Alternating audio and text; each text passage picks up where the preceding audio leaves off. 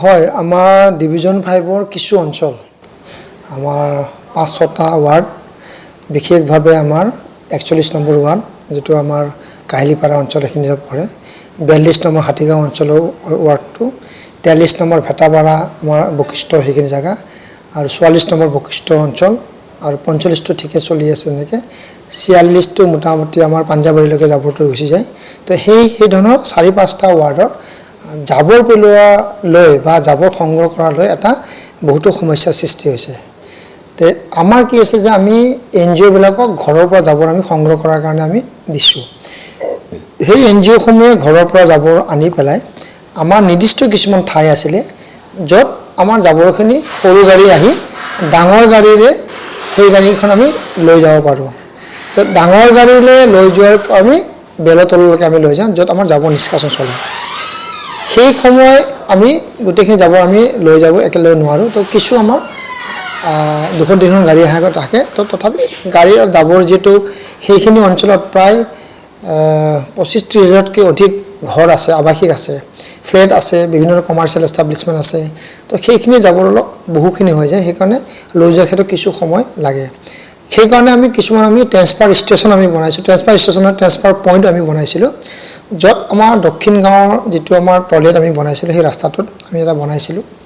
তাৰপিছত আমি ভেটাপাৰা অঞ্চলত আমাৰ যিটো আছে তাতে আমাৰ আৰু বনাইছিলে, ত্ৰিপুৰা ৰোডতো আমাৰ আছিলে। তো তাৰ পৰা জাবৰখিনি আহে, NGO তাতে দিয়ে, তাৰ পৰা আমি আমাৰ GMCয়ে ছেকেণ্ডেৰী কালেকশ্যন কৰি পেলাই আমাৰ ডাম্পিং গ্ৰাউণ্ডলৈ আমি লৈ যাওঁ।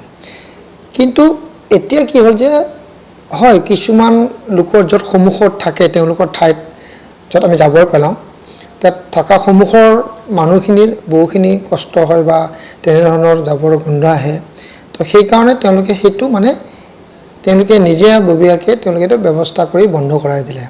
সেই বন্ধ কৰি দিয়াৰ ফলত সেই সমগ্ৰ এই বৃহত্তৰ অঞ্চলটোত ঘৰে ঘৰে জাবৰ লৈ যোৱাৰ ক্ষেত্ৰত বহুখিনি অসুবিধা হয়, কাৰণ পেলোৱা জেগা নাই। তাৰ আগতে আমি হাতীগাঁৱত আমি বন্ধ কৰিছোঁ। এতিয়া যিহেতু জাবৰটো আমাৰ ট্ৰেন্সফাৰ কৰা আমাৰ জেগা নাথাকে, তেনেহ'লে জাবৰটো আমি বেলতললৈকে লৈ যাব লাগিব। সেইখন গাড়ী দি, সৰু গাড়ী দি বেলতললৈ লৈ যোৱাটো সম্ভৱপৰ তেনেকৈ নহয় বা বহু সময় লাগিব। এখন গাড়ী যদি বেলতললৈকে আহে আমাৰ দিছপুৰৰ পৰা বা হাতীগাঁৱৰ পৰা, তো বেলতললৈ যাওঁতে লাগিব 1.5-2 ঘণ্টা। তাতে খালী কৰোঁতে, কাৰণ বহুত ধৰণৰ জাবৰ তাতে আহে, ডাঙৰ গাড়ী আহে, খালী কৰোঁতে প্ৰায় 1-1.5 ঘণ্টা লাগিব। তো 3 ঘণ্টা 4 ঘণ্টা হ'লে সেই গলিৰ পৰা বা সেই বাইলেণ্ডৰ পৰা বা সেই ঘৰৰ পৰা জাবৰ উঠোৱা বহুখিনি সময় লাগিব, সেইকাৰণে নহ'ব। সেইকাৰণে আমি সেই অঞ্চলৰ কাষতে আমি কিছু এই ধৰণৰ পইণ্ট আমি এটা চেণ্টাৰ আমি এটা নিৰ্মাণ কৰোঁ, আৰু এইটো সৰ্বভাৰতৰ ভিতৰতে তেনেধৰণৰ এটা ব্যৱস্থা থাকে যে সৰু গাড়ীৰ পৰা ডাঙৰ গাড়ী লৈ যায়, এইটো ট্ৰেন্সফাৰ পইণ্ট থাকে। তো সেইধৰণে এই 3-4টা পইণ্ট বন্ধ কৰি দিয়াৰ ফলত সেই অঞ্চলৰ মানুহখিনি জাবৰ লৈ এটা বহুত ডাঙৰ সমস্যা হৈছে। তথাপিও আমাৰ NGOসকলক আমি নিৰ্দেশ দিছিলোঁ বা আমাৰ গুৱাহাটী পৌৰ নিগমৰ কৰ্মচাৰীক নিৰ্দেশ দিছোঁ, পাঞ্জাবাৰীত আমি এটা পুৰবীদাৰীৰ ওচৰতে আমি এটা সুন্দৰ এক বৈজ্ঞানিক পদ্ধতিৰে আমি এটা ট্ৰেন্সফাৰ ষ্টেচন আমি নিৰ্মাণ কৰিছোঁ, য'ত জাবৰখিনি তাতে আহে। তাৰ পৰা এই আমাৰ যি ভেটাপাৰা অঞ্চলৰ পৰা তালৈকে লৈ যোৱা যায়, বহু সময় লাগে, ৰাজধানীৰ মাজেদি যাব লাগে, সেইটো এটা কৰাৰ কাৰণে জাবৰৰ এটা তাতে উঠোৱাৰ কাৰণে অসুবিধা হৈছে। কিন্তু এইখিনি সময় আমি সকলোৱে এটা সংযম কৰি যদি আমাৰ লগত আলোচনা কৰাৰ পিছত যদি সেইটো সুন্দৰভাৱে হ'লে হয়, তো নিশ্চয়কৈ আমি অলপ হ'লেও ব্যৱস্থা এটা ৰাখিব পাৰিলোঁ হয়। তথাপি আমি চৰকাৰৰ লগত আলোচনা কৰি অহা 6 মাহৰ ভিতৰত আমি এটা আমাৰ বশিষ্ঠ থানাৰ অপজিটৰ ফালে আমি প্ৰায় 4 কঠা মাটি আমি পাবলৈ সক্ষম হ'ম। 4 কঠা মাটিত হ'লে আমি আকৌ পুৰবীদাৰীৰ নিচিনা বা ফেঞ্চি বজাৰৰ নিচিনা বা আমাৰ যিটো আমাৰ আদাবাৰীত আমি নিৰ্মাণ কৰি আছোঁ, তেনেধৰণৰ এটা আমি ট্ৰেন্সফাৰ ষ্টেচন বা আমি এটা ট্ৰেন্সফাৰ ষ্টেচন আমি এটা নিৰ্মাণ কৰিম, য'ত জাবৰটো তাতে ছেগ্ৰিগেশ্যনো হ'ব, আৰু জাবৰ প্ৰাৰম্ভিক তেওঁ যি আমাৰ ট্ৰিটমেণ্ট আছে, ট্ৰিটমেণ্টটো তাতে হ'ব। এটা কম্পেক্ট কৰি জাবৰটো আমি লৈ যাম, তাতে আমাৰ সেইখিনি আমাৰ বেলতলত আমাৰ এইটো প্ৰচেছিংটো চলিব। তো এই ধৰণৰ ব্যৱস্থা আমাৰ কৰা আছে। অন্ততঃ 6 মাহৰ কাৰণে আমাৰ ৰাইজে যদি তেনেধৰণৰ ব্যৱস্থা গ্ৰহণ কৰাৰ ক্ষেত্ৰত আমাক সুবিধা কৰি দিয়ে, তো নিশ্চয়কৈ আমি জাবৰখিনি আমি অনতিপলমে লৈ যাব পাৰিম। তথাপিও বহুখিনিৰ কথা আমি চিন্তা কৰি বা আমি NGOসকলক আমি বিভিন্ন ধৰণৰ কথা কৈ সেই জাবৰখিনি আমি ট্ৰেন্সফাৰ ষ্টেচনলৈকে আমি যদি পাঞ্জাবাৰী নতুনকৈ বনায় তালৈকে আমি লৈ যোৱাৰ ব্যৱস্থা আমি গ্ৰহণ কৰি আছোঁ। কিন্তু ৰাইজলৈকে অনুৰোধ আছে যে তেওঁলোকে যেতিয়া এইটো বন্ধ কৰিছিলে, আমাৰ গাড়ীৰ ড্ৰাইভাৰৰ চাবি কাঢ়ি লৈছিলে, আমাৰ তাতে FIR দিয়া হৈছে। আমাৰ হাতীগাঁও থানা বা দিছপুৰ থানা আমাৰ এফআইআৰো আছে। তো এফআইআৰ দিয়া পৰ্যন্ত আমাৰ হৈছে। তো সেই ধৰণৰ কথা যদি কয়, যদি আইনখন যদি মানুহে হাতত লৈ লয়, তো নিশ্চয়কৈ এইটো এটা বহুত দুখজনক কথা। সেই সকলোকে আমি আহ্বান জনাওঁ যে তেওঁলোকে যেন এনেধৰণৰ ব্যৱস্থা বা এনেধৰণৰ পদ্ধতি নলয়। জাবৰটো নিষ্কাশন কৰাৰ ক্ষেত্ৰত সকলোৱে আমি এটা একেলগে কাম কৰিব লাগিব, কিন্তু গুৱাহাটীৰ বাকী অঞ্চলত তেনেদৰে হোৱা নাই।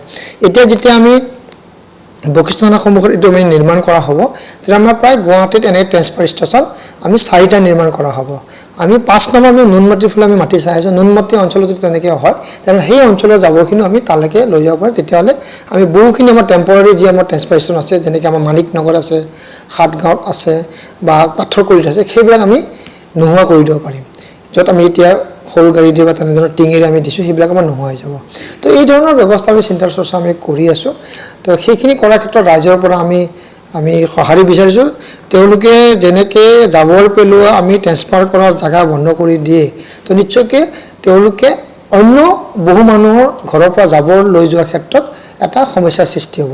সেইখিনি যেন নকৰে আমাৰ মানে আহ্বান আছে। আৰু সেইখিনি যদি কৰে, তো নিশ্চয়কৈ জাবৰ তোলাৰ ক্ষেত্ৰত আমাৰ বিভিন্ন ধৰণৰ সমস্যাৰ সৃষ্টি হ'ব।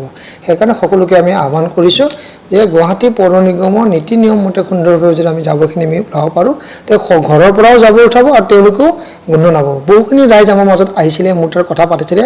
তেওঁলোকক কৈছোঁ যে তেওঁলোকে যদি কয় যে ৰাতি আমাক জাবৰ দিয়ক, ৰাতি আমি জাবৰ লৈ গ'লে তো বহুখিনি আমাৰ সুবিধা হ'ব, যান জঁটৰ সমস্যাৰ পৰা আমি ৰেহাই পাম আৰু তেওঁলোকৰ জাবৰখিনি আমি সোনকালে আমি লৈ যাব পাৰিম বা বিভিন্ন ঠাইত আমি ট্ৰেন্সফাৰ কৰিব পাৰিম। সেইটো তেওঁলোকৰ আলোচনা কৰিম বুলি কৈছে আৰু এতিয়ালৈকে তেনেধৰণৰ আলোচনা হৈছে যদি মই নাজানো বা তেনেধৰণৰ হোৱা নাই চাগে। তো সেইখিনি যদি হয়, ৰাতি আমি নিশা ভাগতো আমি জাবৰ তুলিব আমি পাৰোঁ সেইখিনি অঞ্চলত। আৰু যেতিয়া আমি সেইখিনি মাটি পাই যাম, যেতিয়া আমাৰ নিৰ্মাণ কাৰ্য সম্পূৰ্ণ হ'ব ট্ৰেন্সফাৰ ষ্টেচন, তো নিশ্চয়কৈ এইখিনি সমস্যাটো আমি সমাধান কৰিব পাৰোঁ। সেয়ে কিছুদিন আমাক যদি এনেধৰণৰ ব্যৱস্থা গ্ৰহণ কৰে, তো সেইকাৰণে এই বৃহত্তৰ প্ৰায় 25-30 হাজাৰ মানুহৰ ঘৰত আমি জাবৰখিনি আমি ঘৰৰ পৰা প্ৰতিদিনে আমি ল'ব পাৰিম। এতিয়া আমাৰ NGO নতুনকৈ আহিব, আমাৰ টেণ্ডাৰ হৈ গ'ল। আমি 1 ছেপ্টেম্বৰৰ পৰা আমি নতুন NGO আমি দিম। তো তেওঁলোকে এই ঘৰৰ পৰা জাবৰখিনি আমাৰ সংগ্ৰহ কৰিব পাৰে। সেয়ে আমি সকলোকে আহ্বান জনাইছোঁ, সকলোৱে নিজৰ নিজৰ নীতি নিয়মৰ মাজেৰে বা তেনেদৰে থাকি আমাক সহায় কৰক।